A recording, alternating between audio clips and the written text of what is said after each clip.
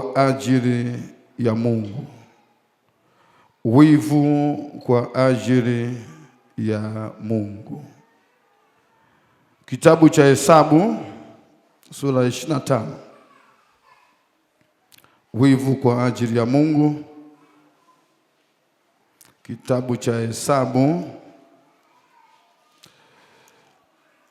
sura 25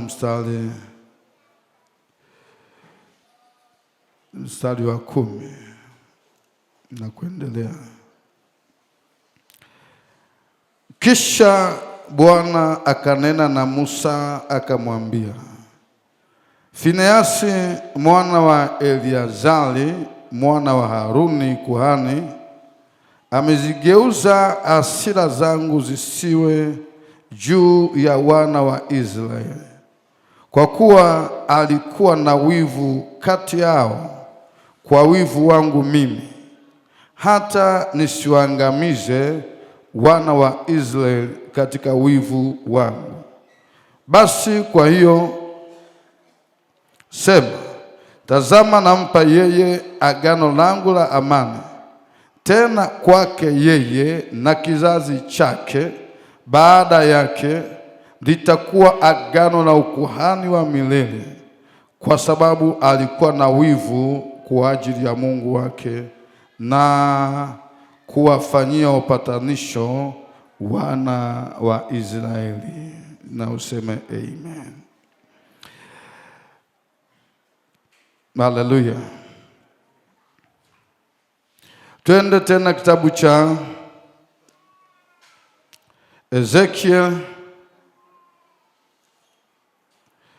Ezekiel sura ya 22. Samani, wakati naendelea kusoma hapa, tuna bahasha za anza mwezi na Bwana ambazo tumekuwa tukizitoa. Tuna bahasha zinakuwa tunafahamu kuna bahasha 2, na kila mtu ambaye ana bahasha ya zaka na anakuwa na bahasha ya namna hii pia. Bahasha zinakuwa 2, bahasha ya mwezi, sadaka ya mwezi. Utaweka sadaka ya mwezi mpya, mwezi huo wa 4 tunaoendea, lakini pia utaweka sadaka ya shukrani kwa kumaliza mwezi huu wa 3 na kuingia mwezi wa 4. Na kama mtu hauna namba ya zaka, utawaona viongozi pale, wanaweza kukupa bahasha ya namna hii au akakupa bahasha ya kaki. Lakini kusiwepo na mtu ambaye anaweza asichukue hii bahasha na asitoe sadaka ya mwezi. Toa sadaka ya mwezi ya shukrani na sadaka ya kubariki mwezi. Na faida sana hizi sadaka, lakini pia zina faida kwako, lakini pia zina faida pia katika maisha yetu. Bwana Yesu nasifiwe sana. Kwa unapotoa, unatoa kwa ajili yako, unatoa kwa ajili ya Mungu. Na tufahamu pia kwamba tuna mgeni kutoka South Africa ambaye atakuwepo siku ya Ijumaa na Jumamosi, na sadaka hizi ndizo pia tutampa maji ya kunywa. Tutachukua sehemu tumpe maji ya kunywa, lakini pia sadaka hii ndio tutatoa ambayo itaingia kwenye matumizi ya watendakazi, lakini pia kwa ajili ya wahitaji. Kwa hiyo hata lile swala la wahitaji na watendakazi tunaanza mwezi wa 4. Kwa hiyo wiki ijayo, kwa maana Jumapili tutaanza ile posho maji ya kunywa kwa ajili ya watendakazi wote kuanzia Jumapili ijayo ya tarehe 5. Lakini mwezi wa 4 tutaanza kuangalia wahitaji. Kwa hiyo nafikiri kikao cha baadaye tutaangalia wahitaji ni akina nani, wagonjwa ni akina nani, wajane ni akina nani, yatima ni akina nani, wazee ni akina nani waliopo hapa kanisani, ili mwishoni mwa mwezi wa 4 basi tuweze kuwashika mkono na tujue namna pia tutakapokuwa tukitembea nao wakati ibada zinaendelea. Kwa unapopewa bahasha hii, basi hakikisha pia unapokea hii bahasha na unaandaa sadaka yako nzuri, unaurudisha siku ya Jumapili ijayo tutakapo siku ya Pasaka. Na kama kuna mtu ambaye wako hapa hawana bahasha hii za zaka, hii bahasha hakikisha kila mmoja una bahasha ya zaka. Bahasha ya zaka ndio ushirika wako. Kijana mmoja nilimwambia huo unatoa zaka, ndoa yako haitafungwa. Na mwingine nilimwambia, hata Peter nilimwambia hivyo. Nilimwambia malimbikizo yako yote ya zaka ambao hujawahi kutoa, utatoa ndio tutaanza kutangaza ndoa yako. Kwa nikamwambia na mwingine tena hivyo. Kwa nawaambia tena vijana mlioko hapa, toeni zaka. Mabinti mlioko hapa, toeni zaka. Wababa mlioko hapa, wamama, toeni zaka. Muwe na bahasha yenu ya zaka. Kuna mambo hayatakuja kufanyika, maana tutaangalia namba yako ya ushirika ni ipi. Amen. Nafikiri nimeeleweka. Ezekiel 22 mstari wa 30. Nami nikatafuta mtu miongoni mwao atakayelitengeneza boma na kusimama mbele zangu mahali palipobomoka kwa ajili ya nchi, nisije nikaiharibu, lakini sikuona mtu. Haleluya. Wivu kwa ajili ya Mungu. Niende polepole lakini huko nikiukomboa wakati. Mithali 6 mstari wa 20 inatoa tafsiri. Mithali 6:34 inatoa tafsiri ya wivu, neno wivu, kwamba wivu ni ghadhabu ya mtu. Kwa wivu ni ghadhabu, wivu ni uchungu, wivu ni maumivu, wivu ni hasira kwa ajili ya. Lakini wivu pia ni shauku. Haleluya. Haleluya. Naomba mashemasi mnisaidie kuhakikisha kwamba watu wanasikiliza. Kama endelea kufanya kugawa bahasha, lakini kusiwepo na mtu ambaye hasikilizi neno la Mungu. Kwa kama mtu hayupo katika hali ya kusikiliza, anachezea simu, amelalia ukuta, amesinzia, ni kama hakuna kinachoendelea, mnakuwa mnamstua, kwa sababu shetani ana hila, anatuzuia kusikia. Kwa hiyo na utulivu wepo wa kutosha. Kwa wivu kwa aina mara nyingine, wivu pia ni shauku, wivu ni juhudi, wivu ni bidii, wivu ni kusikia moto ndani, au wivu pia ni mzigo. Bwana asifiwe. Haleluya. Wanasema Biblia, wanasema Kiswahili hakina maneno mengi ukilinganisha na lugha zingine, lugha za kigeni, Kiunani au Kiebrania. Kiebrania, Waebrania, neno wivu wametofautisha. Kuna wivu unaitwa kana, kuna wivu unaitwa kina. Kina kwa maana Q-I-N-A-H, kina. Huo ni wivu mbaya, ni wivu wa husuda, ni wivu wa kijicho, ni wivu wa kuumia unaposikia mtu fulani amefanikiwa. Wanaita kina, Waebrania wanaita kina. Lakini kuna wivu mzuri, wivu wa kimungu au wivu mzuri ambao mtu unashawishika, unavutwa, unatamani kufanikiwa kama fulani alivyofanikiwa. Waibrania wanaita kana. Kana kwa maana Q-A-N-H, kana. Bwana asifiwe. Maana ni wivu ule mzuri. Ndio maana Mungu Jehova wanamuita Jehova kana, maanake Mungu mwenye wivu. Haleluya.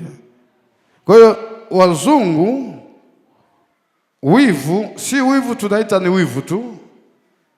Uwe wivu mbaya, wivu mzuri, si tunaita ni wivu tu.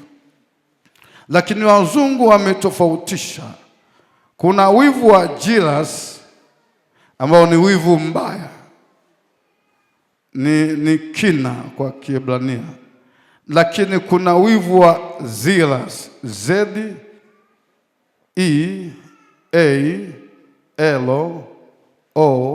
Z-E-A-L-O-U-S, zealous. Kwa kuna jealous alafu kuna zealous. Zealous ni kana kwa Kiebrania, ni wivu mzuri, ni kujisikia vizuri mtu mwingine anapofanikiwa, au kujisikia vibaya unapoona kuna mambo hayaendi sawa. Haleluya, tuko pamoja? Lakini sisi wa Kiswahili kinasema tu wivu. Maana yake wanasema Kiswahili kina umaskini wa maneno, lakini lugha zingine zina utajiri wa maneno. Haleluya. Wivu, kuna wivu wa kibinadamu, lakini kuna wivu wa kimungu. Kuna wivu wa kibinadamu, lakini kuna wivu wa kimungu. Naenda polepole, ndio maana naomba mashemasi wakiongozwa na katibu weze kunisaidia mtu asichape usingizi. Maana nikiwa naenda taratibu, mtu mwingine anaona kama anambembeleza ili analala. Anasikia sauti ya kubembeleza. Wivu wa kibinadamu na wenyewe pia upo katika sehemu kuu mbili. Wivu wa kibinadamu, kama unaandika ni husuda, ni gele. Unamwonea mtu gele, unamwonea mtu maya. Yaani ukiona akafanikiwa unajisikia vibaya, kwa nini amefanikiwa? Unatengeneza dhambi nyingine. Ukiwa na wivu mbaya unaweza ukaua. Utafurahia mwenzako akiharibikiwa, wewe unafurahia. Una wivu mbaya, una jealous. Ukiona amefanikiwa unajisikia vibaya. Ukisikia anatangaza jambo lake jema unajisikia vibaya. Huo ni wivu wa kibinadamu, wivu mbaya. Alikuwa nao Kaini, aliona wivu kwa ajili ya ndugu yake Abili. Lakini Raheli pia, ukisoma Mwanzo 30 mstari wa kwanza, Raheli naye akaona wivu, akamwonea wivu ndugu yake Lea. Lea ni dada yake, na wote wameolewa na mwanaume mmoja. Desturi za Kiyahudi zilikuwa zinaruhusu tu kwamba mnaweza ikatokea hivyo. Mungu akuweka mipaka. Kwa hiyo waliolewa, Raheli na Lea waliolewa kwenye nyumba moja. Lea akajaliwa kuwa tumbo lake limefunguliwa, akawa anapata watoto. Raheli tumbo lake lilifungwa. Ukisoma Mwanzo 30 mstari wa kwanza utaona Biblia inasema Raheli akamwonea wivu ndugu yake kwa sababu yeye tumbo lake limefungwa. Akamwambia mume wake, nipe mtoto, kama sivyo nitakufa. Akamchukia Lea ndugu yake. Haleluya, haleluya. Lakini ndugu zake na Yusufu, Ukisoma kitabu cha Mwanzo 37 kwanza mstari wa kwanza, utaona ndugu zake na Yusufu kaka zake wanamuonea wivu Yusufu.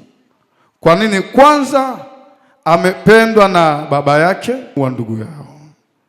Ashukuriwe Mungu ambaye akuruhusu Yusufu auawe. Haleluya. Bwana Yesu na asifiwe. Hata wewe Mungu anakusudi na wewe. Haleluya. Hautakufa kabla kusudi la Mungu halijatimia kwako, na useme amen. Hakuna mtu ambaye ndani yake hakuna kusudi la Mungu. Biblia inasema Daudi alipokwisha kulitumikia shauri la Bwana akalala. Alipokwisha kulitumikia shauri la Bwana. Ukiona aliyeokoka anakufa mapema, haleluya, alikuwa mwadilifu, anamcha Mungu. Usijiulize kwa nini, mbona huyu amekufa mapema? Amekufa mapema kwa sababu shauri la Bwana alikwisha kulimaliza. Tukimaliza shauri la Mungu, hatuna sababu ya kuendelea kukaa kwenye nchi ambayo si ya kwetu. Bwana asifiwe. Hii nchi si ya kwetu. Sisi hapa tunaambiwa tu wasafiri na wapitaji, tunakwenda kwenye makao yetu ya milele, na useme amen. Haleluya.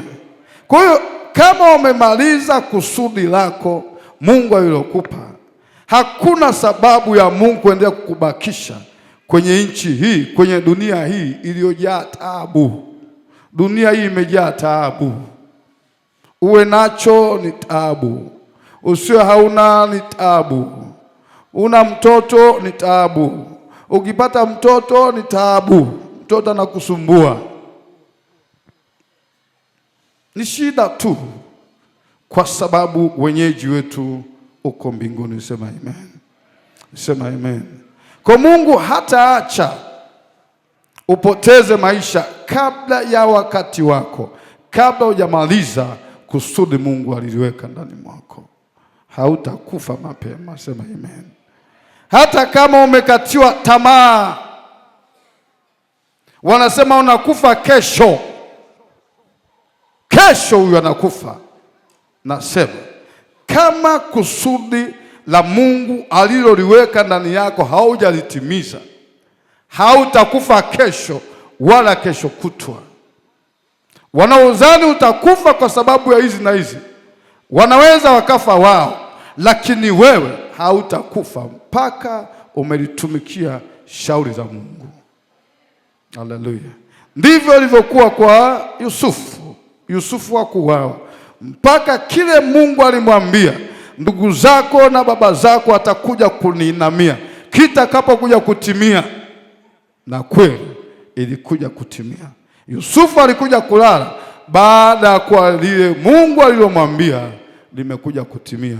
Ndipo Yusufu akasema, nitakapokufa ndugu zangu, mutaichukua mifupa yangu msiache, nikazikwa huku Misri kwenye nchi ya ugeni. Mutachukua mifupa yangu mutaipeleka kule walikozikwa baba zangu Ibrahimu, Isaka na Yakobo. Haleluya. Alijua wakati wake umefika, kusudi limekwisha. Kwa alifahamu hatutakufa ghafla. Haleluya. Haleluya. Hautakufa ghafla.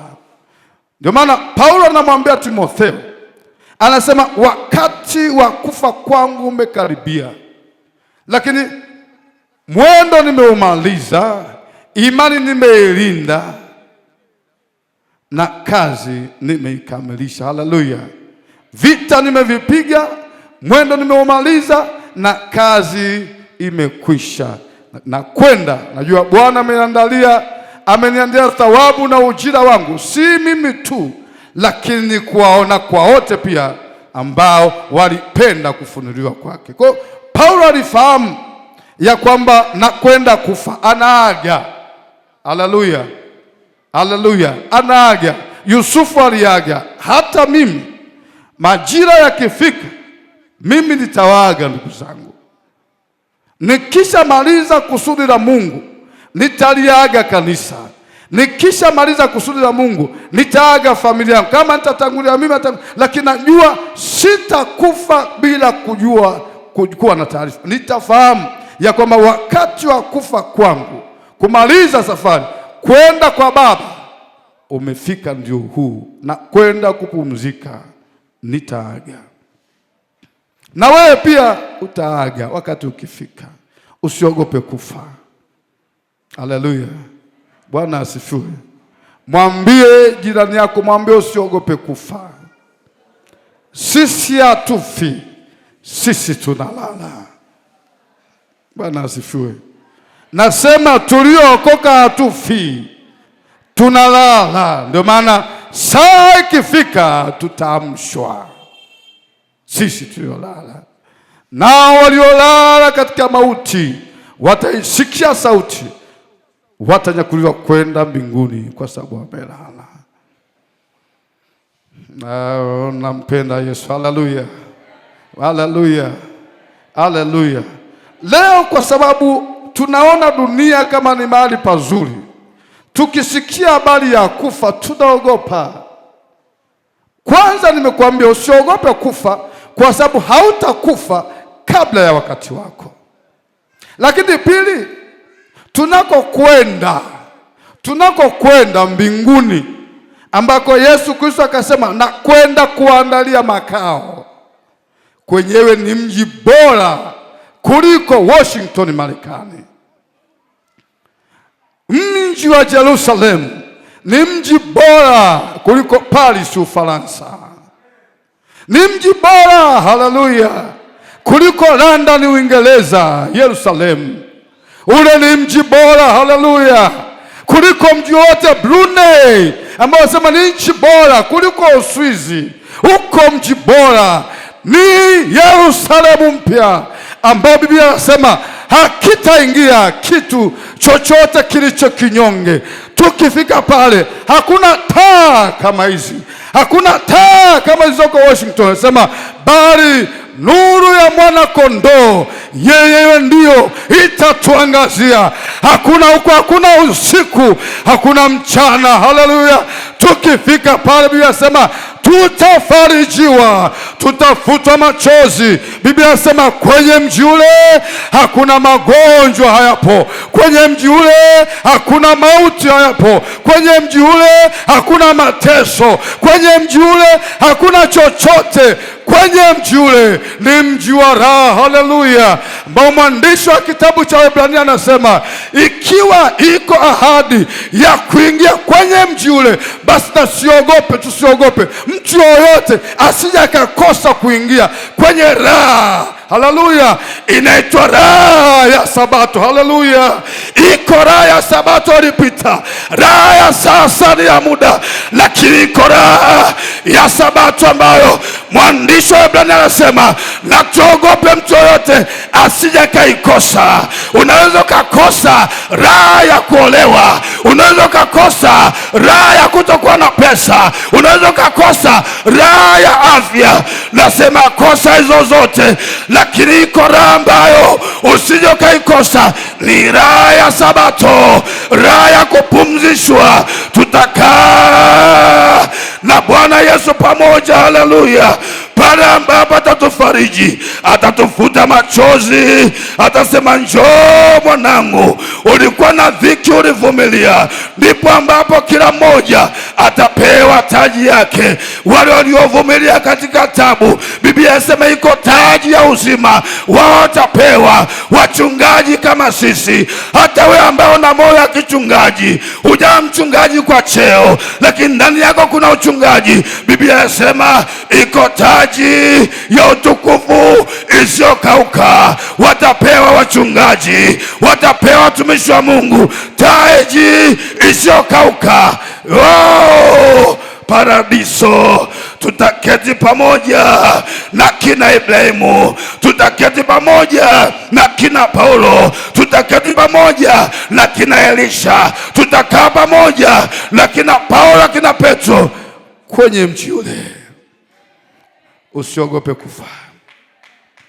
Kaa vizuri hapa duniani, Haleluya, haleluya. Kaa kijana, kaa vizuri na Mungu. Binti, kaa vizuri na Mungu. Mama yangu, kaa vizuri na Mungu. Kaa vizuri na Mungu. Kitu chochote kisikufarakanisha na Mungu. Kitu chochote, njaa isikondoe kwa Mungu. Kaa vizuri na Mungu.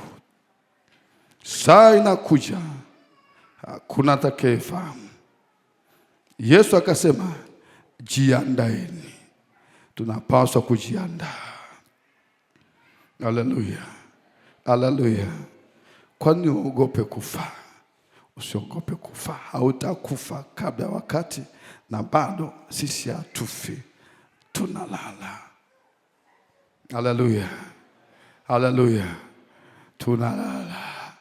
Yesu akawaambia wanafunzi, akasema, rafiki yetu Lazaro amefanya nini? Amelala. Alex, kuna siku utalala. Chimala, kuna siku utalala. Ukilala, kuna siku parapanda ikilia, Chimala utaamshwa. Utaisikia parapanda. Haleluya, haleluya. Leo tunaogopa kufa. Kila mtu ana kitete cha kufa. Kila mtu. Bwana asifiwe. Waliopanga kukuua hawatakuua. Bwana asifiwe. Hakuna wamepanga chochote. Hautakufa kabla ya wakati, hautakufa.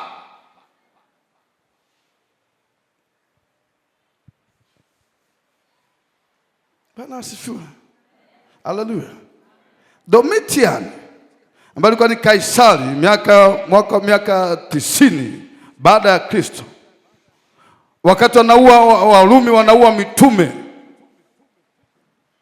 wanaua wa Kristo, akabakia mtume mmoja anaitwa Yohana mwana wa Zebedayo. Mitume wote wamekufa. Katika mitume 12 ni mtume mmoja tu aliyekufa kifo cha kawaida, hakuuawa, naye ni Yohana. Haleluya. Yohana Domitian, Kaisari wa Rumi,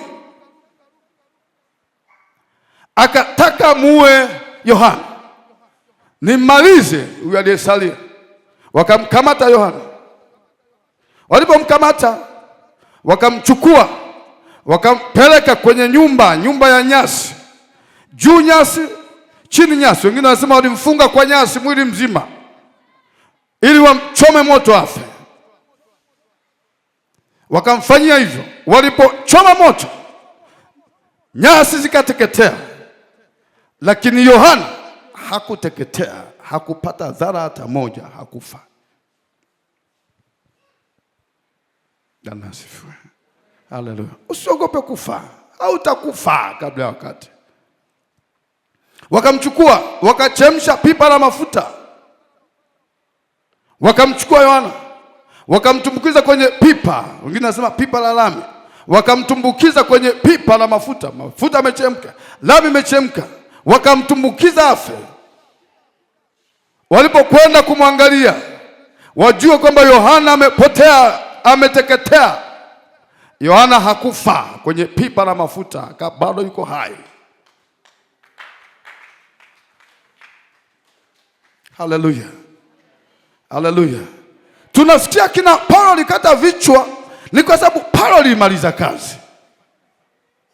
Na Mungu atakaonyeshe ya kwamba hao mliowaua niliruhusu wafe.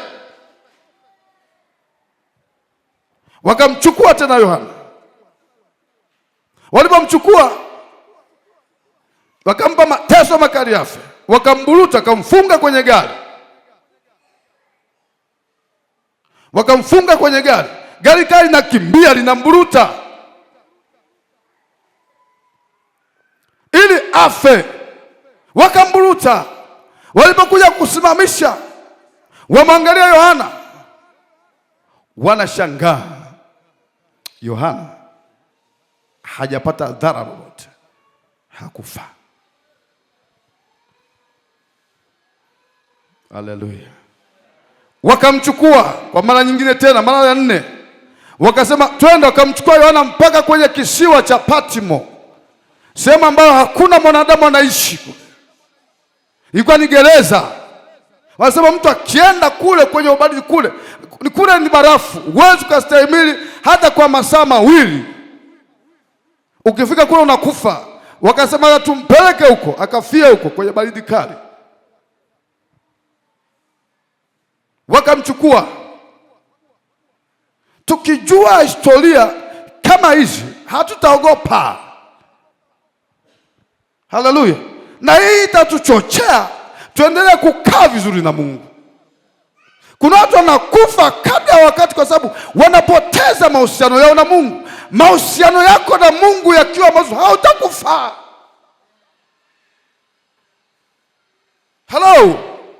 Hello. Hautakufa. Wakampeleka Patmo afa. Alipokwenda kule, wamempeleka, wanasema twende sasa tukaitoe na maiti. Amekwenda Patmo, ndiko anakutana na Bwana Yesu. Anamwambia nakutuma Yohana, wewe hautakufa. Ndipo Yesu akamtokea. Ndiyo tunaona kitabu cha Ufunuo wa Yohana.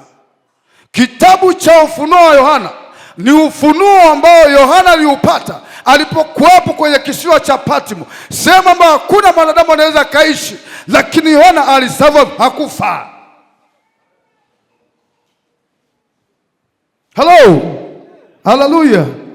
Haleluya. Usiogope watu wanakutisha, wewe utakufa.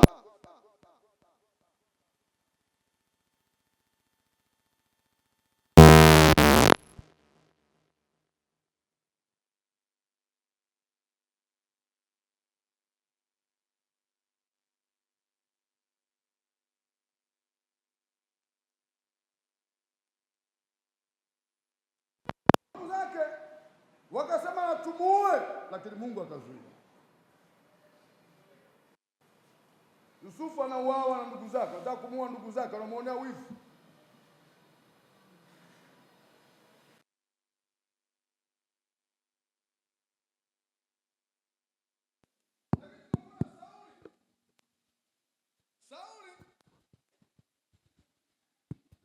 Sauli anamuonea wivu Daudi. Kwa nini? Daudi amepata sifa. Daudi amesifiwa. Sauli akaingiwa na uchungu. Akasema kwa nini huyo amesifiwa kuliko mimi? Akawaza kumuua. Wivu, unapochukia unajisikia vibaya kwa sababu ya mafanikio ya mtu. Kinachotokea unaweza ukaua. Unaweza usiue kwa kisu, lakini ukaua kwa maneno yako, ukaua. Unapomchukia ndugu yako, anasema amchukiae ndugu yake hana tofauti na muuaji. Unapomchukia mtu, wewe ni muuaji. Bwana atusaidie sana. Haleluya. Huo ni wivu mbaya. Mungu akuponye na wivu mbaya. Haleluya. Mungu akupe wivu mzuri. Haleluya. Wivu mzuri wa kibinadamu ni ule ambao unasikia unajiuliza, unafurahia mafanikio ya mtu mwingine. Huyu amefanikiwa, yale mafanikio yake unayafurahia na unatamani ufanikiwe kama yeye alivyofanikiwa. Huo unaitwa wivu mzuri. Ibrania anaitwa kana, wazungu anaitwa zealous kwa ajili ya mafanikio. Bwana na asifiwe. Haleluya. Na huu inatakiwa kila mtu.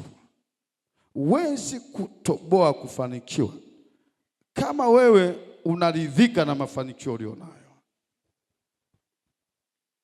Mwenye wivu huu haridhiki na kiwango chake cha mafanikio alichonacho. Mara zote anaangalia ni nani aliye juu yangu.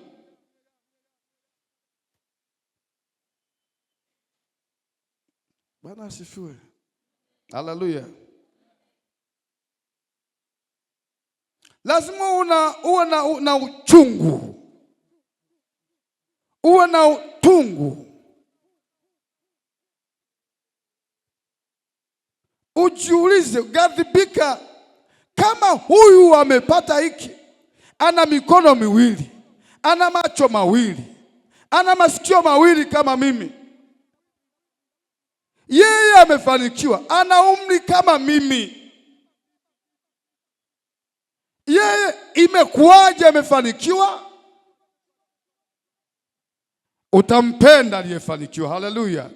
Na ukimpenda aliyefanikiwa, utakwenda kwake, utakaa naye, utamwambia nipe siri ya mafanikio yako. Ndio maana tunanunua vitabu. Mtu aliyefanikiwa unanunua kitabu chake, kwa sababu muna utakuta historia ya maisha yake. Ameandika alivyoanza, alianzaje biashara, alikutana na changamoto gani, changamoto unazopitia kwenye biashara, kwenye ndoa, changamoto unazopitia kwenye huduma. Kuna mtu alipitia changamoto kama unavyozipitia wewe. Unaposikia habari zake, unasoma, unasema kumbe huyu alipita kwenye changamoto hizi, lakini leo amefika hapa, na unatiwa moyo. Haleluya. Unaweza kufikiri ni wewe tu, hizo changamoto unapitia wewe tu. Jifunze kwa waliofanikiwa, tamani kufanikiwa kama wao walivyofanikiwa. Biblia inasema uwe na utungu ukazae watoto wengi. Uwe na utungu, uwe na uchungu, uwe na hasira ukazae watoto wengi. Maana Sayuni alipopata utungu akazaa watoto wengi. Barikiwe Yusufu. Una uchungu. Haleluya. Sayuni alipokuwa na utungu akazaa watoto wengi. Leo watu hatuna uchungu, hatujiulizi. Tunaridhika na hali tulionayo. Unaridhika na kiwango chako na choomba. Kuna watu wanaomba, jifunze kwa naomba mpaka ametoboa. Hello. Alikuja rafiki yangu mmoja hapa, mimi najifunza sana. Kanambia, baba, mimi nafuatilia sana, wako watumishi wa Mungu wa zamani. Akanitajia mtu mmoja, akaniambia anaitwa, nikamuuliza anaitwa nani? Mimi nataka nimfuatilie. Akaniambia anaitwa Ayo Babalola. Kwa huyu ni Nigeria. Ayo Babalola. Anasema jamaa alikuwa ni hatari.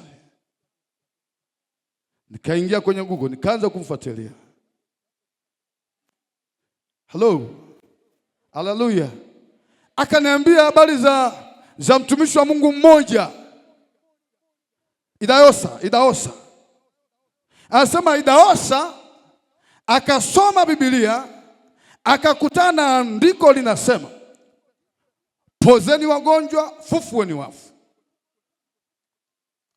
Aliposikia ona fufueni wafu, Idaosa akasema kumbe kufufua wafu ni agizo tumepewa na sisi.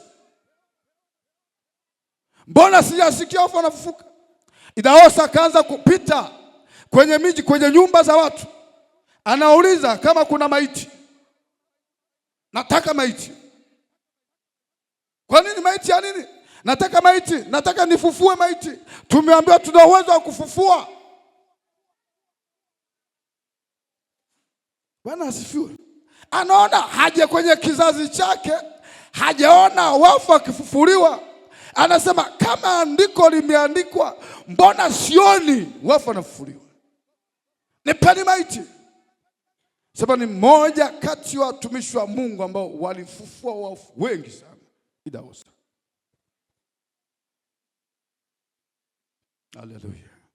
Haleluya. Bwana asifiwe. Shida iko wapi? Shida tunaridhika.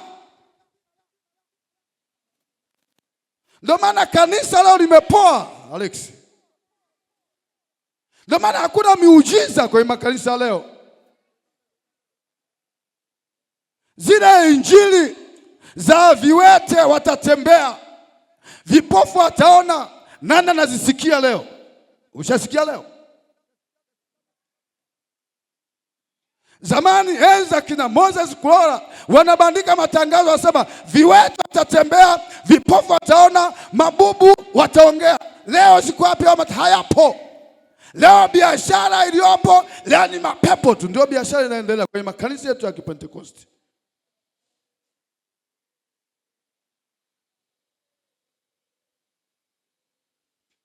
Ndio biashara inaendelea.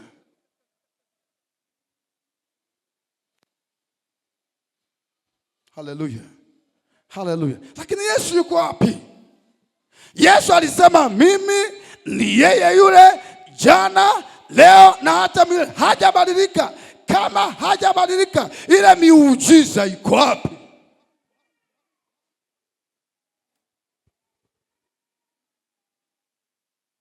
Haleluya.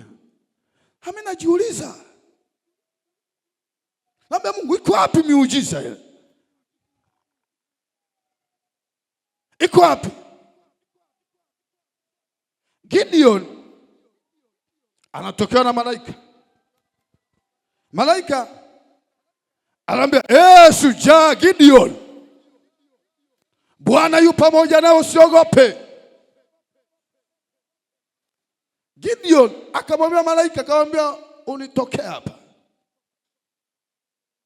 Unaniambia mimi ni shujaa, Bwana yu pamoja nami. Iko wapi zile ishara, yale mambo ambayo baba zetu walifanyiwa? Ziko wapi yale matendo makuu tuliyosumuliwa na baba zetu? Yako wapi matendo makuu? Mbona tunakaliwa na Wamidian? Mbona Wamidian wanatutesa? Yako wapi? Usinite mishujaa. Anapingana na malaika, anasema ushujaa wa nini? Ile miujiza, zile miujiza tuliyosumuliwa na baba zetu yako wapi leo?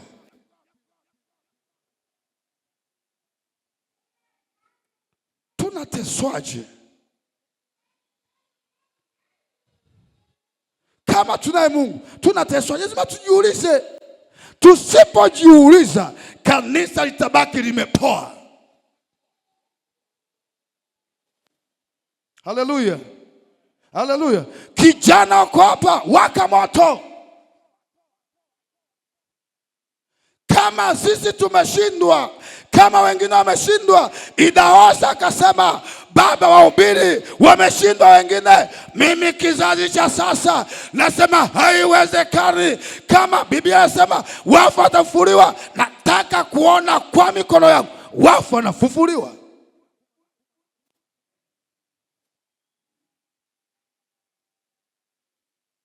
Hello. Bwana asifiwe. Usio Pentekosti. Upentekosti tunapomnena Roho Mtakatifu tunanena na miujiza yake.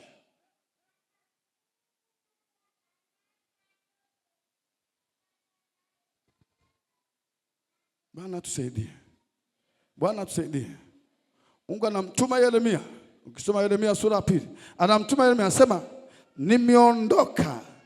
nimeondoka kwao, lakini watu hawakuuliza yuko wapi Bwana.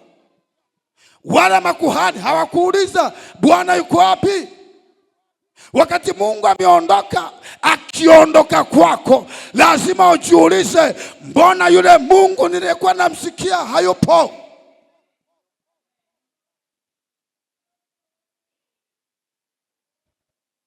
Yule Mungu aliyekuwepo ndani yake, mbona hayupo? Hujajiuliza?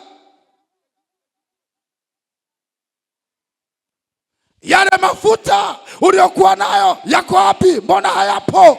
Anasema makuhani hawajauliza Bwana yuko wapi. Bwana ameondoka, lakini wamekaa. Ndivyo ilivyo kanisa leo. Mungu ameondoka makanisani kwetu, Mungu ameondoka kwenye ibada zetu. Hakuna kuhani anayejiuliza kwamba yuko wapi Mungu. Yako wapi yale matendo makuu tuliyosimuliwa kwenye vitabu kwa Biblia? Yako wapi leo? Wote tumenyamaza kimya, tumeridhika.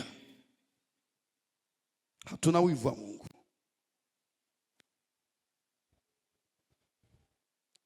Pata uchungu ukazae watoto wengi. pata uchungu ukazae watoto wengi. Bila utungu hakuna kinachoweza kutokea. Usiridhike na kiwango ulicho nacho. Haleluya. Na hali ulionayo. Wivu wa kibinadamu, lakini wivu mzuri. Unatamani kufanikiwa kama fulani alivyofanikiwa. Unajiuliza maswali. Why me? Kwa nini mimi? Kwa nini mimi haiwezekani? Kwa nini siwe kwako?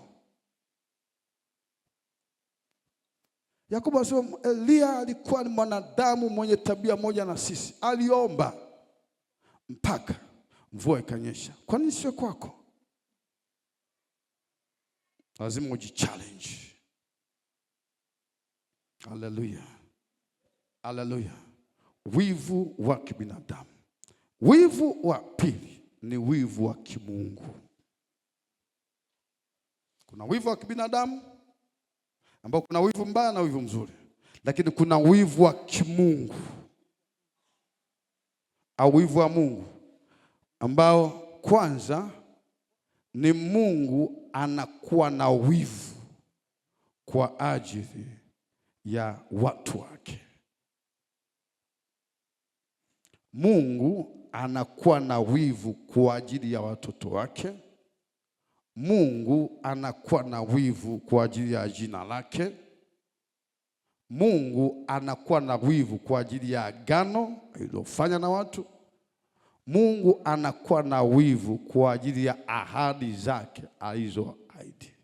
Anakuwa na wivu. Haleluya. Haleluya. Kwa nini Mungu awe na wivu kwa ajili yetu? Kwa sababu Mungu anatupenda. Asili ya wivu unatokana na upendo. Bwana asifiwe. Kwa Mungu ana wivu. Anapoona mambo yako hayaendi sawa, Mungu anajisikia vibaya.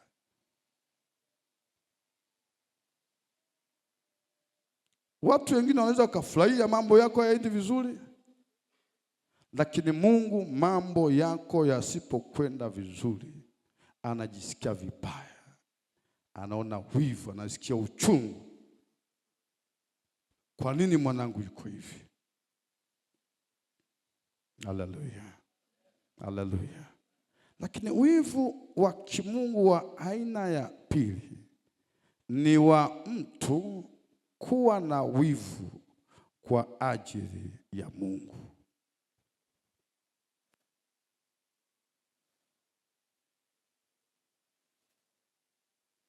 Na hiki ndicho kiini cha ujumbe wetu. Mtu anakuwa na wivu kwa ajili ya Mungu. Anakuwa na shauku. Anajisikia vibaya kwa ajili ya Mungu. Anapoona mambo hayako sawa, anajisikia vibaya. Anapoona watu wanamwacha Mungu, anajisikia vibaya. Anapoona watu wanaacha wokovu, anajisikia vibaya. Ana wivu kwa ajili ya Mungu. Anapata maumivu. Hawezi kufurahia anapoona mtu mwenye haki moja anaacha haki. Anasikia maumivu. Kama vile ambavyo Mungu anavyojisikia vibaya anapomwona mwenye haki moja amepotea, anajisikia vibaya. Ndivyo aliye na wivu kwa ajili ya Mungu anavyojisikia vibaya. Watu mbona wamemwacha Mungu? Kwa nini? Anampenda Mungu. Haleluya. Ukimpenda Mungu utatamani kuona mambo ya Mungu yanakwenda vizuri. Kwa nini? Unampenda Mungu. Unamheshimu Mungu. Ukiwa unamheshimu Mungu, utatunza heshima ya Mungu. Kwa ukiona mtu analiaibisha jina la Mungu, analitukana jina la Mungu, anamdhalilisha Mungu, utajisikia vibaya. Una wivu kwa ajili ya Mungu. Haleluya. Haleluya. Mungu anadai heshima. Anadai heshima. Kwa ukiona kuna mtu anapoteza heshima ya Mungu, utapambana kuitetea heshima ya Mungu. Kwa nini? Unampenda Mungu, unamheshimu Mungu.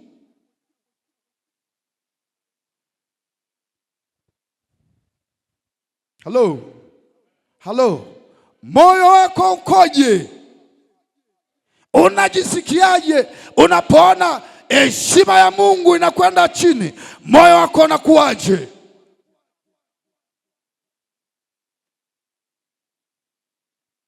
Ndicho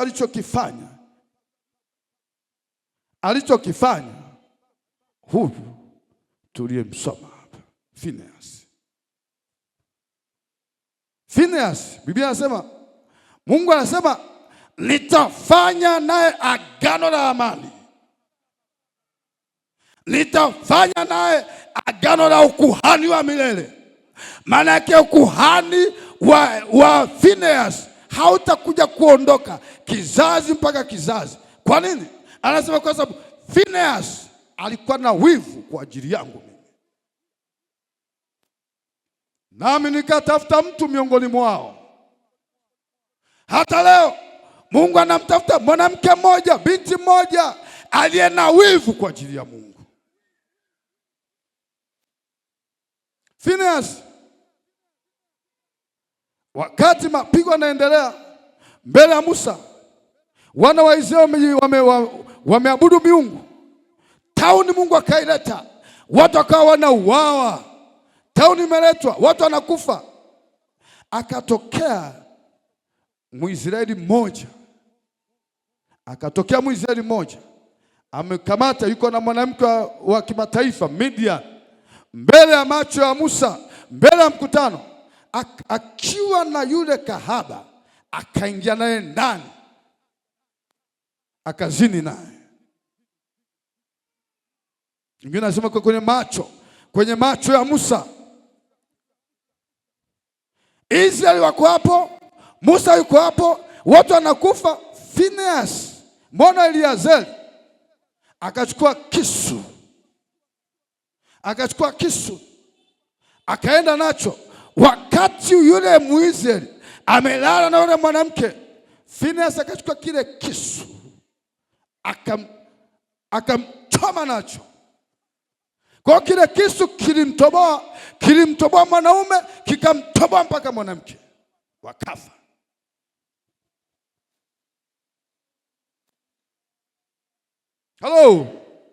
Halo. Watu waliompenda Mungu. Finehasi alimpenda Mungu, akasema dhiaka hii haiwezi kufanywa mbele ya wana wa Israeli, haiwezi. Mungu akatukanwa, akaenda akamchoma kwa kisu, wote wakafa.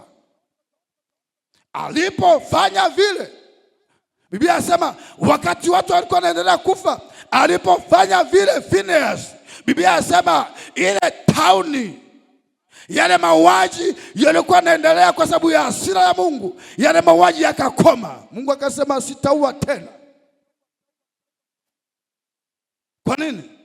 Anasema kuna mtu amekuwa na wivu kwa ajili yangu.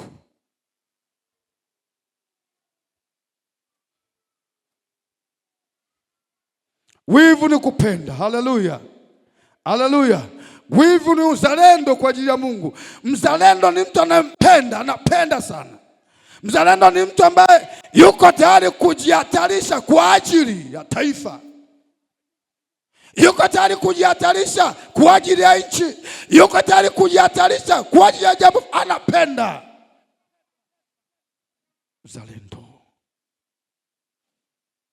Mzalendo ni mtu ambaye anawaza nitafanya nini kwa ajili ya Mungu, na si Mungu atafanya nini kwa ajili yangu.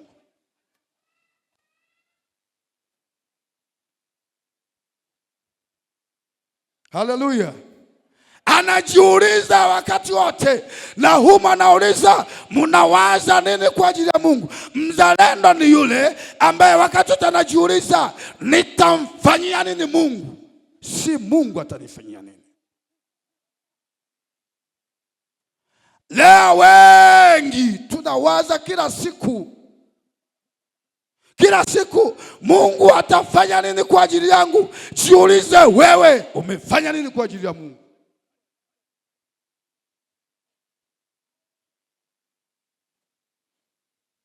Mbona mambo hayaendi? Mungu anafanya nini kwa ajili? Jiulize wewe, ni jambo gani umefanya kwa ajili ya Mungu? Unawaza nini?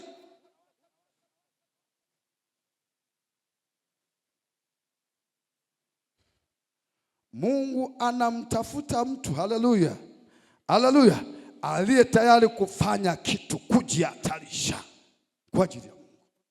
Nami nikatafuta mtu miongoni mwao atakayetengeneza boma, nikakosa. Kila mtu anawaza nyumbani kwake, kila mtu anawaza. Hakuna mtu anayewaza kwa ajili ya Mungu. Wewe unafanya nini kwa ajili ya Mungu? Akasema Phineas, kwa sababu hii nazuia hii tauni haitakuwepo. Kwa sababu hii naweka agano na Phineas, agano la amani. Phineas atakuwa na amani, hata kuja kufa kwa vita, hata kuja kufa kwa ugonjwa. Kwa nini? Phineas atakuja kufa mpaka miaka yake itakapokuja kutimia. Agano la tatu, na jambo la tatu, naweka agano la ukuhani. Phineas na kizazi chake chote watakuwa makuhani milele na milele. Mungu anaweza kufanya agano na binti moja, kijana mmoja aliyeko hapa ambaye amepata wivu kwa ajili ya Mungu. Una wivu gani kwa ajili ya Mungu? Phineas. Haleluya, haleluya. Phineas, Daudi akiwa ni kijana mdogo amekwenda vitani. Alipokwenda vitani, Wafilisti wanapigana na Israeli. Daudi amekwenda, ametumwa na baba yake. Alikuwa ni kijana mdogo tu Daudi. Kijana mdogo tu, ni teenager. Daudi amekwenda vitani, ametumwa na baba yake, peleka chakula kwa ndugu zako. Alipokwenda vitani, Paulo akapeleka chakula. Daudi kitu alichokuwa nakiona pale, alikuwa naona namna ambavyo Goliath alivyokuwa anatukana majeshi ya Mungu. Anamtukana Mungu. Sema Mungu wenu hamna kitu. Ni Goliath. Daudi yupo. Goliath ilikuwa ni jitu limewanda, jitu nene. Likitokea kidogo linatukana majeshi ya Bwana. Likitokea kidogo Israeli hao wanarudi nyuma, wanakimbia. Goliath anasema hakuna mtu hapa. Daudi akaona jinsi ambavyo jina la Bwana linatukanwa. Huyu Mungu huyu anatukana na Mfilisti asiyetahiriwa. Daudi ilimuuma. Heshima ya Mungu anaona haipo. Goliath anamdharau Mungu. Daudi akauliza, hivi atakayempiga huyu Mfilisti huyu Mfilisti atakayempiga akamuua, atafanyiwa nini?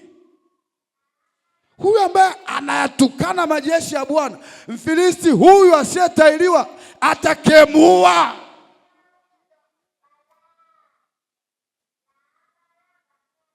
Haleluya.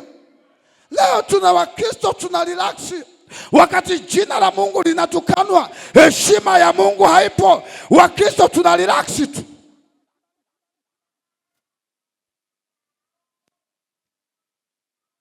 Tumeridhika, tunapumzika, tunakunywa supu, tunakunywa soda, tumeridhika.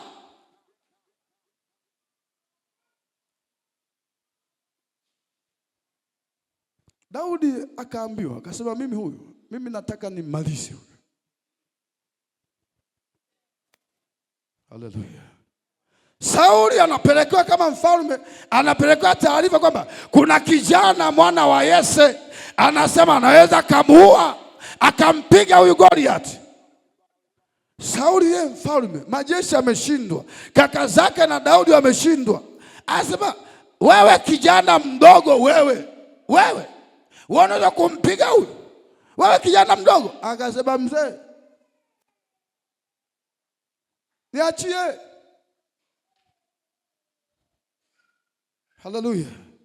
Mimi unayeniona, wakati mwingine tangaza mambo ambayo Mungu ameyafanya kwako. Haleluya.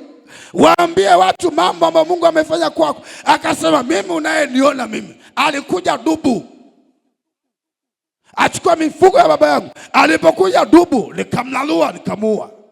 Akaja simba nikamlalua nikamuua. Mimi unavyoniona mimi, hata huyu Filisti huyu anayewatesa huyu, mimi nitampiga mara moja tu.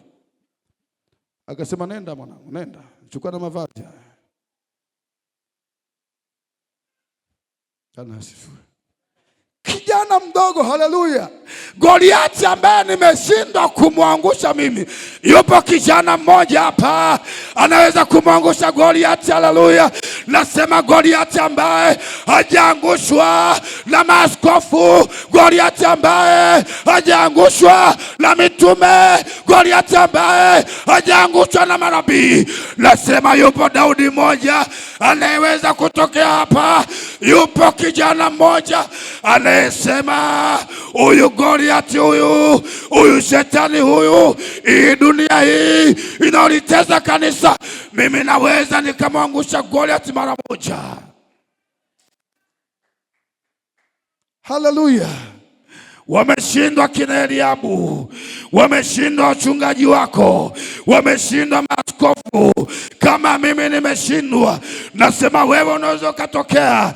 Walioshindwa kupindua ulimwengu, anaweza katokea binti mmoja hapa aliye na hasira kwa ajili ya Bwana, aliye na uchungu kwa ajili ya Bwana, ambaye anasema kama wameshindwa, mimi ninaweza kulirejesha sanduku la agano mahali pake. Heshima ya Bwana naweza nikarejesha mahali pake. Moja wewe. Bwana asifiwe. Acha kujidharau. Daudi amepewa mavazi. Chukua mavazi haya. Mavazi nini? Mavazi ni kuwekea mikono kama vimewekea mikono kina Oscar. Ando mavazi. Unasema mimi siwezi mpaka niwekewe mikono ndo nitakwenda kuhubiri. Hapana, nenda kapiga injili sokoni. Hata kama mchungaji wako hajaitambua huduma yako, hata kama askofu wako hajatambua huduma, hujaweka wewe, nenda sokoni kahubiri, nenda stendi kahubiri, nenda kahubiri, nenda. Haleluya. Daudi alikataa, sema sijazoea mavazi haya, mimi nakwenda. Yeye anataja hiki, wao wanataja farasi, wao wanataja magari. Mimi nakwenda na jina moja tu, nakwenda na jina la Yesu. Nenda popote ukienda. Haleluya. Nenda na jina la Yesu. Usiende na jina la mbele. Haleluya. Nenda na jina la Yesu. Sema amen. Sema amen kwa jina la Yesu. Jina la Yesu hilo moja tu litamwangusha Goliathi, na useme amen. Sema amen kwa jina la Yesu. Sema amen kwa jina la Yesu. Goliathi ataanguka mbele yako. Hicho kinachokutisha kimesimama mbele yako, huyo ni Goliathi. Mbele ya Goliathi kuna heshima iko mbele yako, kuna utukufu uko mbele yako, lakini mpaka Goliathi aliyesimama mbele yako, mpaka umkate kichwa kwa mikono yako, akatwe kichwa, anguke chini. Haleluya. Haleluya. Kila mtu, kinachokutisha chochote ni Goliathi amesimama mbele yako. Ukishamwangusha Goliathi, mbele iko heshima, mbele uko utukufu, mbele kipo unachokitaka.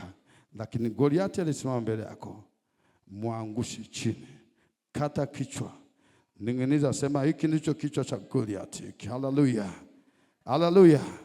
Daudi akaitetea heshima ya Mungu, akarudisha heshima ya Mungu. Siku moja Daudi huyo huyo anamwendea nani? Anamwendea Nathan. Anamwambia Nathan, mimi najisikia vibaya, mimi nampenda Mungu, nampenda Mungu. Sema mimi ni mfalme na nimeangalia, nimeona sanduku la Bwana lipo kwenye mapazia, wakati mimi nakaa kwenye nyumba ya heshima, nyumba ya mielezi kwa ndo ilikuwa ni miti ya heshima. Wakati huo nakaa kwenye nyumba ya thamani, nataka nimjengee Mungu nyumba, sanduku la Bwana likae kwenye nyumba iliyo na heshima. Kwa nini? Daudi aliona wivu. Kwa nini sanduku la Bwana linakaa mahali pasipokuwa na heshima? Daudi akaona wivu, akasema nitamjengea Bwana nyumba. Mungu akamwambia Daudi, kwa sababu hii, kamwambia Daudi, kwa sababu Daudi amewaza kunijengea nyumba, kamwambie Daudi, nitamfanyia jina, nami nitamjengea nyumba, nitamfanyia jina, nitampa heshima katikati ya mataifa. Ukiwa na wivu kwa ajili ya Mungu, ukafanya kitu kwa ajili ya Mungu, Mungu huyu anatafuta mtu wa kumfanyia mambo makubwa. Anatafuta mwenye wivu mmoja tu. Haleluya, haleluya. Mtu ambaye anajisikia vibaya, anasikia maumivu. Kwa nini? Elia, ukisoma habari za Elia, watu wamemwacha Mungu, watu wamekwenda kwa miungu, wanaabudu Baali. Elia amepambana, amefika mahali Elia anasema, akajilaza ili afa, akasema yatosha mimi nife, yatosha nife. Malaika anamkuta, anamwambia Elia, unafanya nini hapa? Anasema nimeona wivu kwa ajili ya Mungu. Kwa nini? Watu wamemwacha Mungu, watu wamekwenda kuabudu kwa mabaali, wamemwacha Jehova, wanaabudu, wamegeukia miungu mingine. Mimi nimeona bora nife. Kwa nini watu wamemwacha Mungu? Bora nife.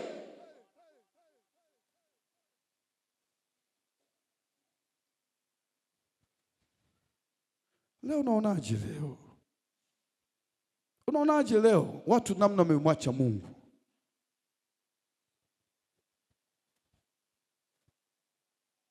Watu wamemwacha Mungu, wamemwacha. Uovu umekuwa ni mkubwa, umeshamili. Kanisa limekaa, kanisa limelala.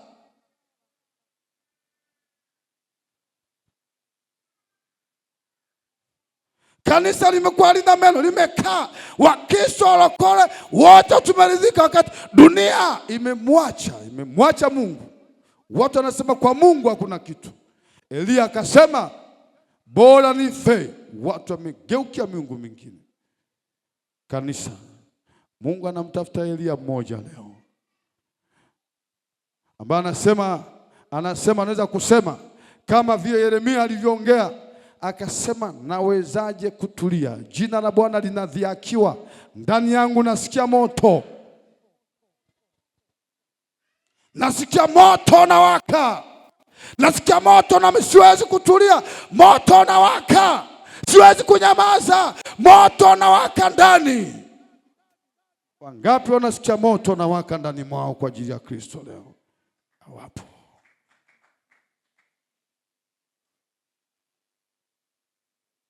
Wangapi wana maumivu, wanajisikia vibaya? Wangapi wanajiuliza yuko wapi Bwana, mbona hayupo? Wangapi? Uchungu haupo. Mungu anatafuta mtu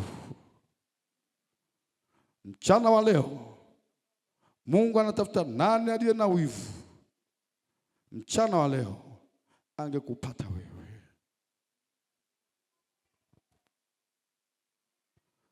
Mchana leo angekupata ambaye huridhiki, unasema hapana, siridhiki. Siridhiki. Kazi ya Mungu haiwezi kuwa hivi, siridhiki. Anatafuta mtu.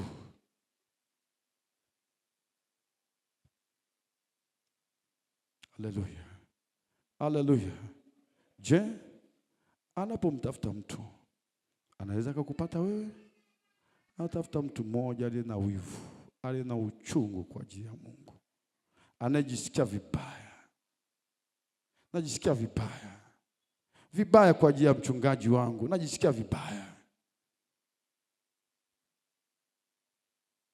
Najisikia vibaya. Kwani mchungaji wewe na maisha unajisikia vibaya?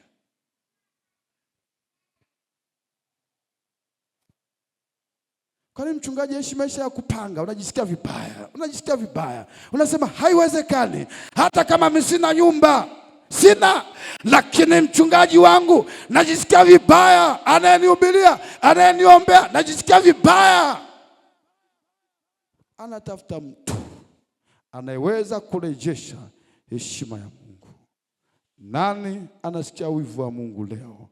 Simama mahali ulipo, tafakari. Simama.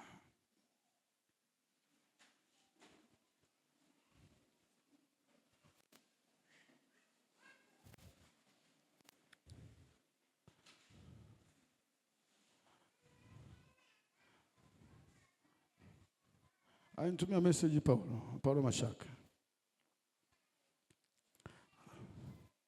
Paulo alinitumia message.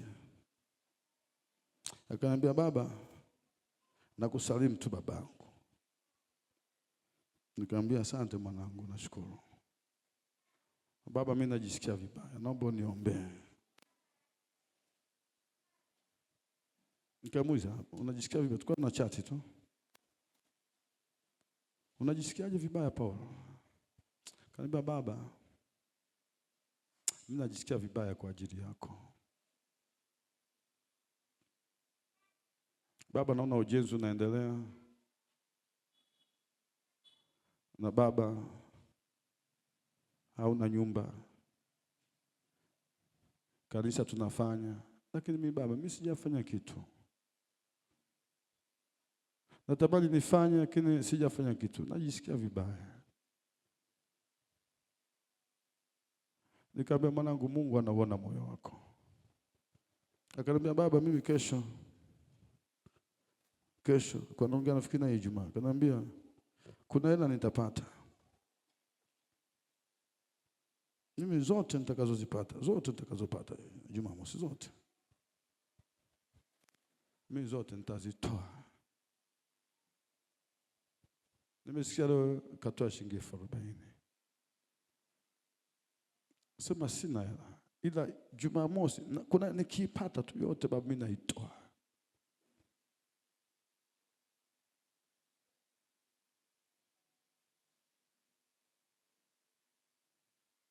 Amesikia maumivu, anasikia mzigo, anasikia moto na waka ndani.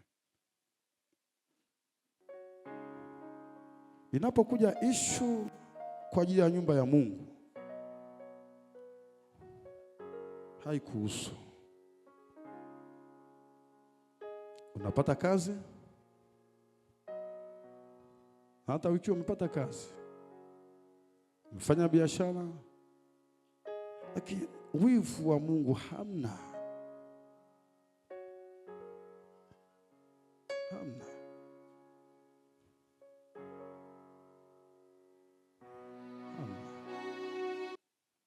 Ni wachache, ni wale tu ndio wanafanya. Na mnataka tufanane. Wanasema wewe unataka Mungu akufanyie kitu. Je, wewe umefanya nini kwa ajili yake kinachoweza kumgusa Mungu?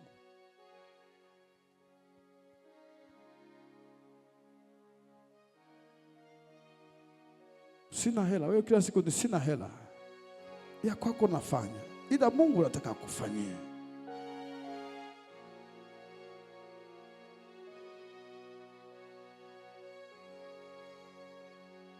Kumpenda Mungu ni kujihatarisha.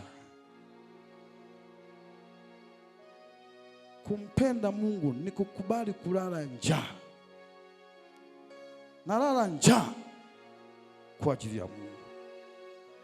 Hiki nilicho nacho nakitoa kwa ajili ya Mungu. Mungu anatafuta mtu afanye naye agano. Mungu anatafuta mtu ambariki, lakini nani anafanya kwa ajili ya Mungu? Nani? Sio kwa ajili ya mchungaji, lakini kufanya tu kwa ajili ya kanisa. Kuna kitu nasikia kufanya.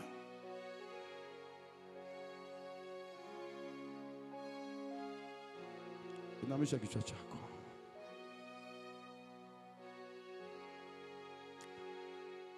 Tafakari, unawaza nini?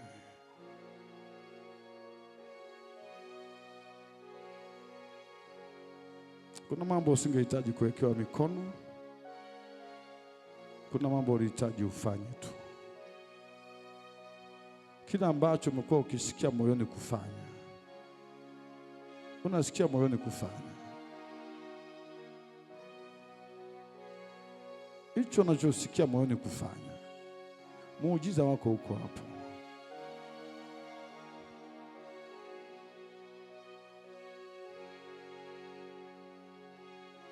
Unawaza nini kwa ajili ya Mungu?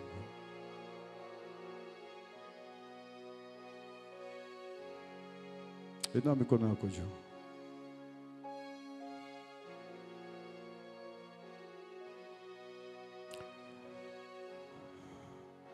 Mungu wetu mwema, neno hili, ujumbe uliweka moyoni mwangu muda, na leo ilikuwa ni siku usema na watoto wako. Nami nimesema kwa kadiri Mungu umeniwezesha kusema, na watoto wako wamesikia. Wamesikia, wamepata uchungu, wamesikia wivu. Na bila shaka wako ambao wametamani kufanya, lakini nguvu ya kufanya wanaikosa. Mimba inapoingia, wanapopata uchungu, wanapopata wivu, wivu umekuwa ukiondoka.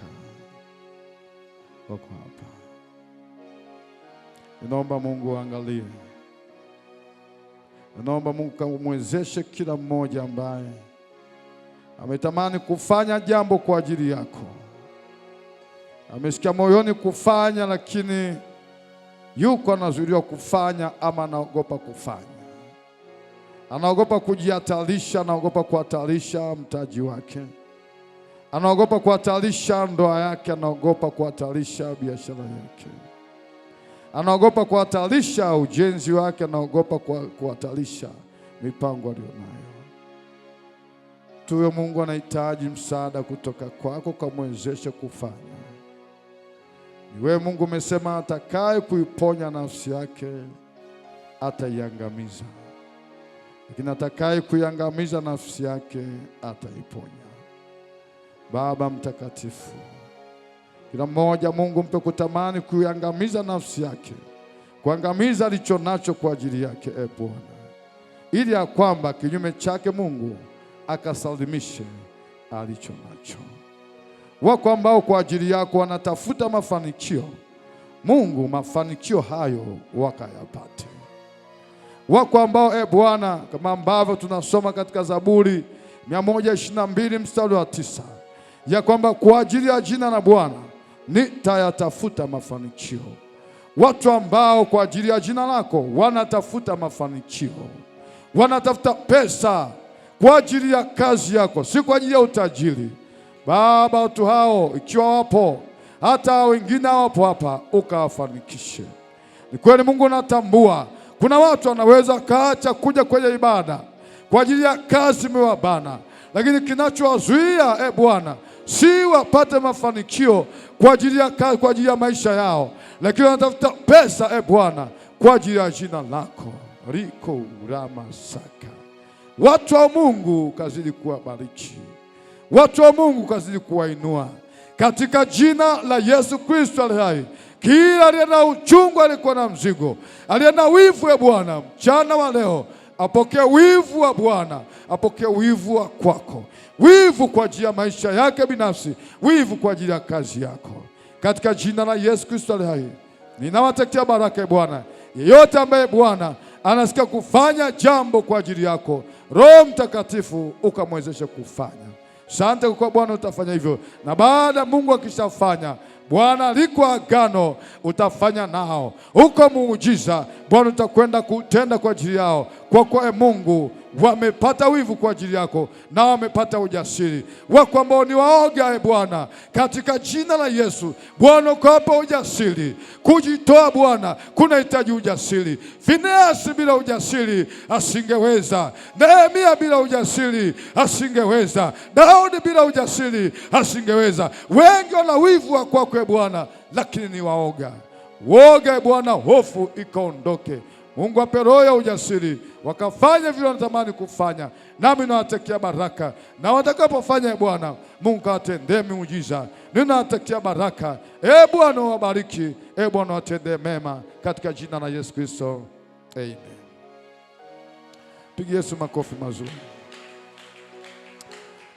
Ukiwa bado umesimama hivyo hivyo kwa dakika moja, naomba tuwaombee wagonjwa.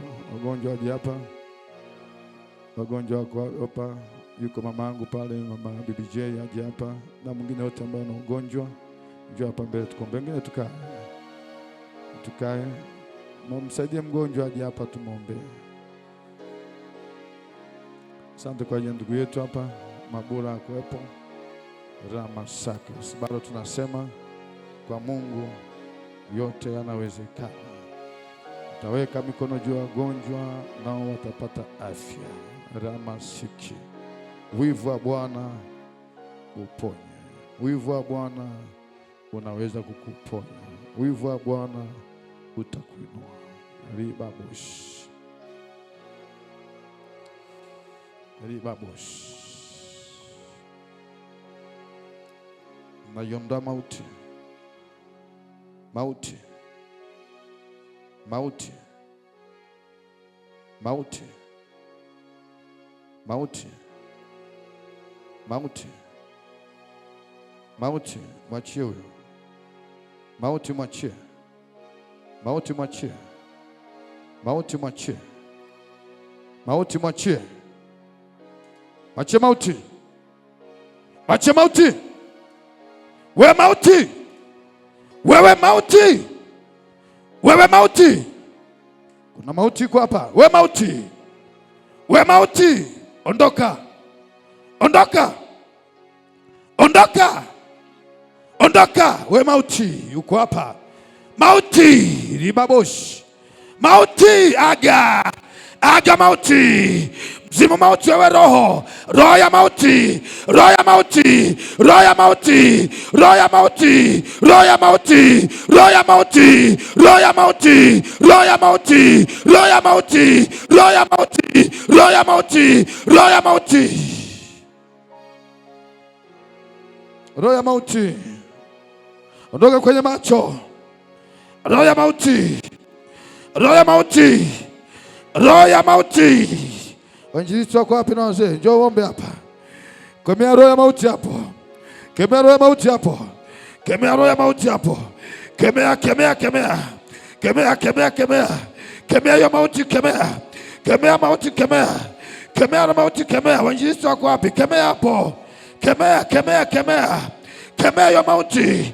Kemea hilo jini. Kuna jini mauti yuko hapo.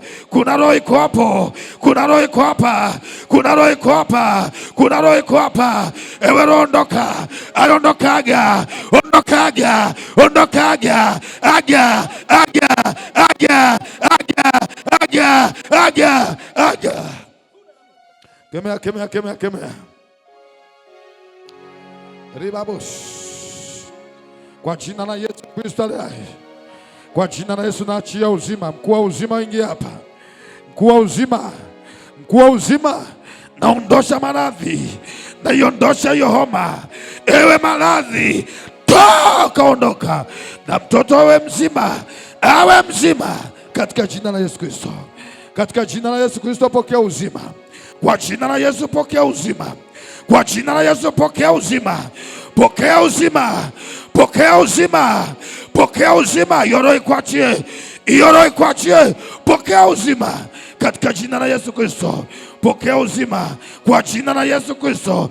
Pokea uzima, pokea uzima, pokea uzima katika jina la Yesu.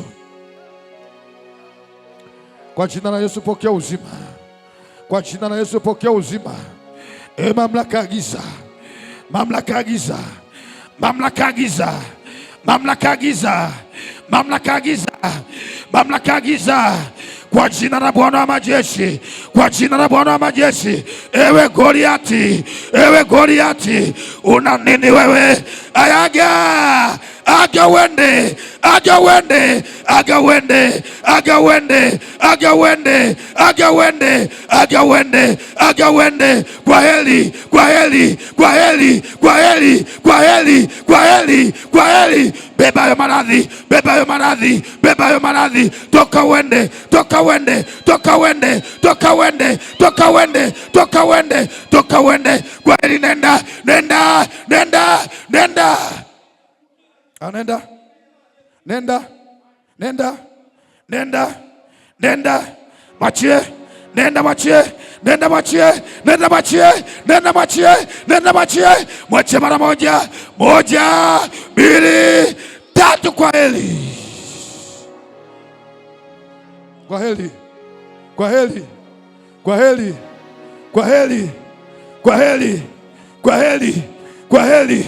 Isio nyumba yako, aga, isio nyumba yako, aga, aga wende, aga wende. Na kuashia moto, na kuashia moto, na kuashia moto, na kuashia moto, na kuashia moto, na kuashia moto, na kuashia moto, na kuashia moto, na kuashia moto. Aga, aga, aga, aga, aga, aga, aga, aga, aga, aga, aga, aga, aga, aga, aga, aga, aga, aga. Na kuweka huru mamlaka ya giza, mamlaka ya giza. Kuna giza hapa, kuna giza hapa, kuna giza hapa, kuna giza hapa.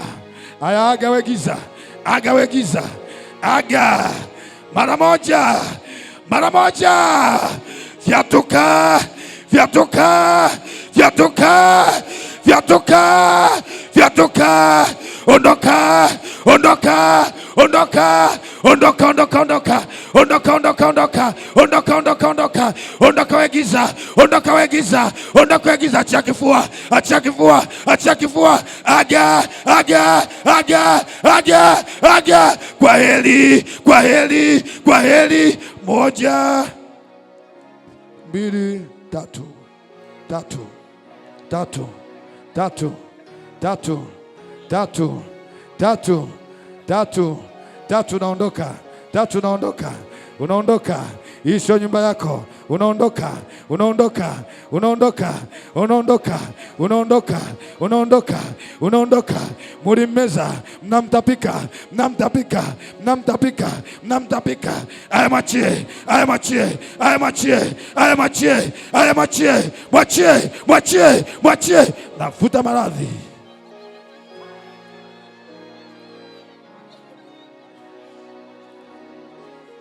Lazima uende, lazima uende. Weka mikono hapo.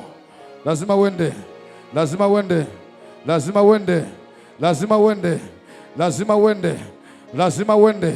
Na kuweka huru, na kuweka huru, na kuweka huru, na kuweka huru. Unawekwa huru leo, unawekwa huru leo. Ilo giza linakuachia. Wivu wa Bwana, wivu wa Bwana, wa Bwana wa majeshi, na kupiga we maradhi. Ewe ugonjwa, ewe ugonjwa, ewe ugonjwa, ewe ugonjwa, na kupiga, na kupiga, na kupiga. Toka wende. Pokea uzima kwa jina la Yesu Kristo aliye hai. Katika jina la Yesu Kristo aliye hai. Libabosh, naondoa hiyo sukari, sukari iliyozidi. Mamlaka ya giza, mamlaka ya giza, mamlaka ya giza, mamlaka ya giza. Wewe pepo kisukari, wewe kisukari cha ukoo, kisukari cha laana, kwa jina la Yesu, kwa damu ya Yesu, kwa damu ya Yesu, naachia damu ya Yesu, naachia damu ya Yesu. Ondoka wewe maradhi, ondoka wewe maradhi, ondoka wewe maradhi. Na restore afya yake, narejesha uzima wake, narejesha uzima wake. Pokea uzima, pokea uzima kwa jina la Yesu. Pokea uzima, pokea uzima kwa damu ya Yesu. Na itakasa damu yako, naondoa maradhi kwa damu ya Yesu. Pokea uzima katika jina la Yesu. Amen. kwa jina la Yesu Kristo aliye hai, naachilia uzima, naachilia uzima kwako, naachilia uzima kwako. Hayo maradhi nayaondoa, huo ugonjwa naondoa, huo msiba naondoa, naondoa msiba, naondoa msiba, naondoa msiba, namuondoa pepo, pepo, pepo, pepo, pepo. Pepo ondoka, pepo ondoka kwa binti huyu, pepo ondoka, usimtese, usimtese. Naliona giza hapa, naliona giza hapa, naliona giza hapa, naliona giza hapa. Giza linamwachia, giza linamwachia, giza linamwachia, giza linamwachia, giza linamwachia, ndio linamwachia, ndio linamwachia, ndio linamwachia, ndio linamwachia, ndio linamwachia. Ewe joka, ewe joka, ewe joka, ewe joka, aga aga aga, ondoka joka, ondoka joka, ondoka joka. Liko joka hapa, liko joka hapa, liko joka hapa, liko joka hapa, na kufyeka ewe joka, ewe joka, ewe joka, ewe joka, ewe joka, ewe joka, ewe joka, ewe joka. Angamia, angamia, angamia, angamia, angamia, angamia, angamia, angamia, angamia, angamia, angamia, na kuangamiza, na kuangamiza, na kuangamiza. Wenjisi, weka mikono hapa, weka mikono hapo, endelea kuomba, kemea joka. Kuna joka liko hapo, piga hayo maradhi. Rababababa, rababababa, rababababa, rababababa, ribabababa, rababababa, rababababa. Ewe giza, ewe giza, ewe giza uliyeko hapa, ewe mwonevu, ewe giza, ewe giza, ewe giza, huyu mama naachilia uzima. Pokea uzima, pokea uzima, pokea uzima, pokea uzima, pokea uzima. Ewe pepo, ewe pepo, achia moyo wake, achia moyo wake, achia moyo wake, achia moyo wake, achia moyo wake, achia miguu yake, achia moyo wake, achia miguu yake, achia, achia giza mara moja, mara moja. Haya ondoka, haya ondoka, haya ondoka, haya ondoka, haya ondoka, haya ondoka, haya ondoka, haya ondoka, haya ondoka, ondoka, ondoka kwenye moyo, ondoka, ondoka. Naachilia uponyaji kwenye moyo wake, naachilia uponyaji, naachilia uponyaji, naachilia uzima, naachilia uzima, naachilia uzima, naachilia uzima, uzima, uzima, uzima, uzima, uzima, uzima, uzima. Uzima unaingia, uzima unaingia. Pokea uzima leo, pokea uzima leo. Hayo maradhi yanaondoka, hayo maradhi yanaondoka, hayo maradhi yanaondoka, yanaondoka leo. Pokea uzima kwa jina la Yesu. Rababababa, pokea uzima, pokea uzima, pokea uzima kwa jina la Bwana wa majeshi. Naachilia uzima, naachilia uzima, naachilia uzima. Pokea uzima, pokea uzima, pokea uzima, pokea uzima, pokea uzima, pokea uzima, pokea uzima. Pokea uzima, pokea uzima kwa jina la Yesu. Pokea uzima kwa jina la Yesu. Pokea uzima kwa jina la Yesu. Pokea uzima kwa jina la Yesu. Pokea uzima kwa jina la Yesu. Pokea uzima. Hayo maradhi yanakuachia, huo uonevu unakuachia. Pokea uzima kwa damu ya Yesu. Pokea uzima kwa damu ya Yesu. Pokea uzima. Kuwa uzima anaingia ndani, kuwa uzima anaingia ndani. Damu ya Yesu, damu ya Yesu ya kupa uzima, damu ya Yesu ya kusafisha, ya kutakasa. Pokea uzima, pokea. Maradhi uliyoandikiwa ninayaondoa hapa, nayaondoa hapa, na kuondolewa msiba, na kuondolewa msiba.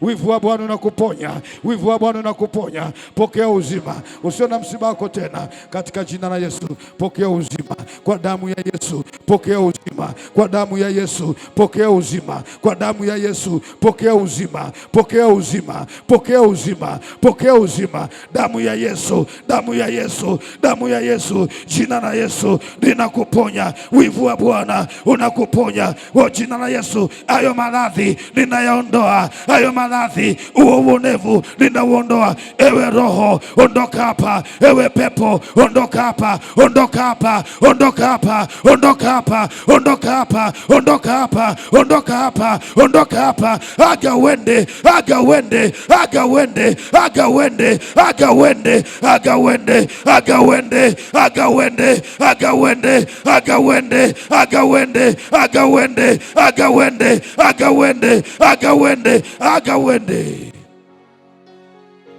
Pokea uzima kwa jina la Yesu Kristo.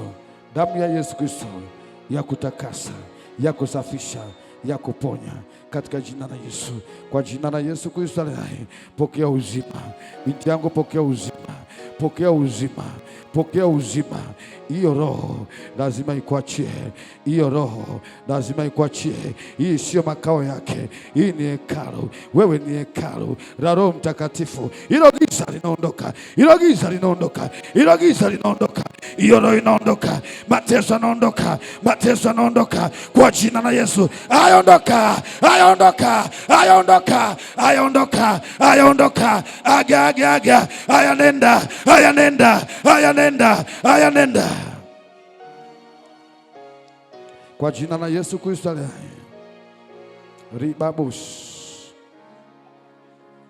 ribabush,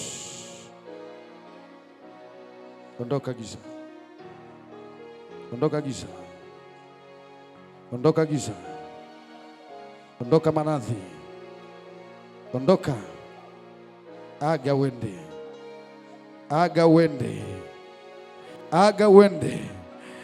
Ribabush, ribabush, aya, aya, wewe giza wezi kutulia hapa. Aga wende, aga, aga wende, aga wende, aga wende, aga wende, aga wende. Achia, achia, achia, achia, achia, achia, achia, achia, achia, achia, achia, achia. Kusanya virago wende, kusanya virago wende, kusanya virago wende. Aga, aga, aga, aga, aga, aga, aga. Kwa heri.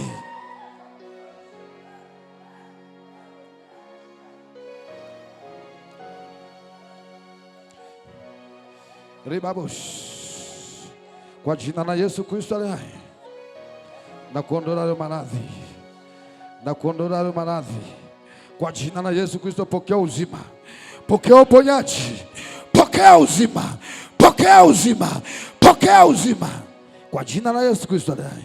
Amen. Kwa jina la Yesu Kristo, katika jina la Yesu nakuweka huru, kwa damu ya Yesu nakuweka huru, kwa damu ya Yesu nakuweka huru, nakuweka huru.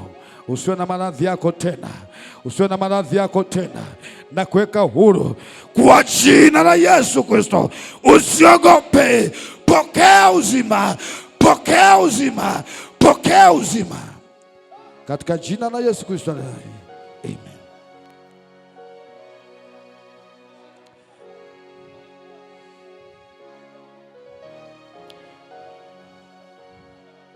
Machie,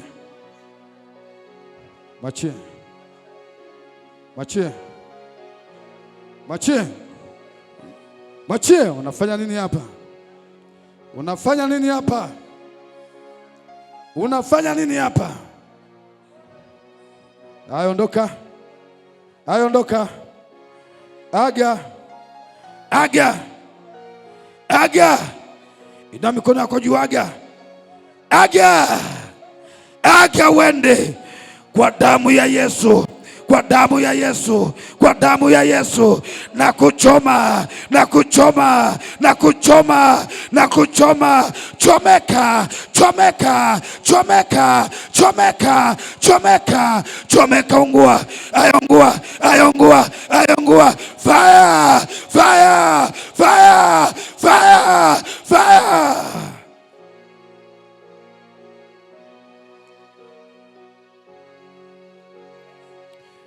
Kwa jina la Yesu Kristo aliye hai, pokea uzima, pokea uzima, pokea uzima, pokea uzima, pokea uzima, pokea uzima. Na yaondoa maradhi, uvimbe kwenye mwili wako, ninauondoa hicho kizuizi, na kiondosha kwa jina la Yesu, kwa jina la Yesu.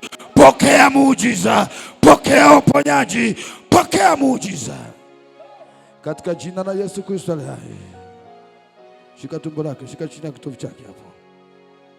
Kwa jina la Yesu Kristo aliye hai, naachia damu ya Yesu hapo. Damu ya Yesu inaondoa uvimbe, damu ya Yesu inakutakasa, damu ya Yesu inaleta muujiza kwako. Pokea muujiza, imekuponya. Pokea uponyaji, uponyaji wa tumbo lako kwa jina la Yesu Kristo. Hiyo roho ikuachie, hiyo roho ikuachie. Ewe roho ondoka, ondoka ewe roho katika jina la Yesu Kristo, amen. Kwa jina la Yesu Kristo aliye hai, naachilia uponyaji kwa mtoto huyu, maradhi yaondoke kwa jina la Yesu Kristo. Pokea uzima mtoto, pokea uzima, hizo roho zisikufuate katika jina la Yesu Kristo, amen. Kwa jina la Yesu naachilia uponyaji, naachilia uponyaji. Wakati watoto wengine wanapelekwa kwa waganga wa kienyeji, huyu ameletwa madhabahuni pa Bwana, nami kama kuhani wa madhabahu hii naachilia uponyaji kwa mtoto huyu. Roho zote zimwachie mtoto huyu na awe mzima. Magonjwa ya kurithi ya maambukizi yawe mbali na mtoto huyu na awe mzima kabisa, in Jesus name, amen. Katika jina la Yesu Kristo aliye hai, pokea uzima, pokea uponyaji, pokea uzima. Damu ya Yesu Kristo ikutakase, ikuponye tangu sasa, usiwe na maradhi yako tena, in Jesus name. Pokea uzima kwa jina la Yesu, amen.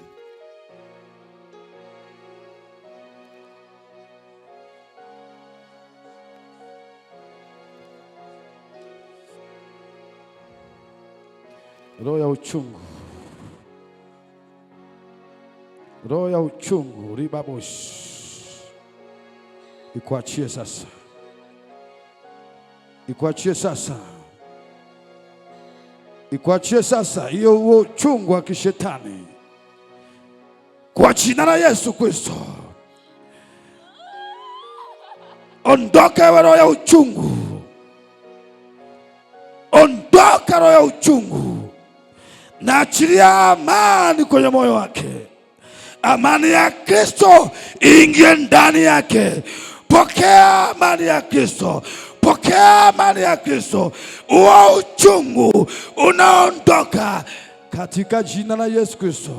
Kinachokuogopesha kisikuogopeshe, kisikuogopeshe. Ribabush ramasiki kwa jina la Yesu Kristo aliye hai. Uchungu umeondolewa. Pokea amani ya Kristo tangu sasa, pokea uzima tangu sasa. Usiwe na uchungu wako tena, in Jesus name.